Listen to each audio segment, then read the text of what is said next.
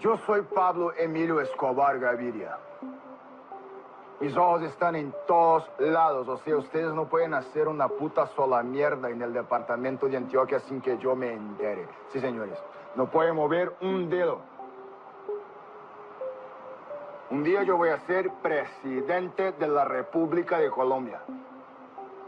Y bien, me gano la vida haciendo negocios, así que pues fresco, tranquilo. Ustedes pueden aceptar mi negocio o aceptar las consecuencias. Plata o plomo.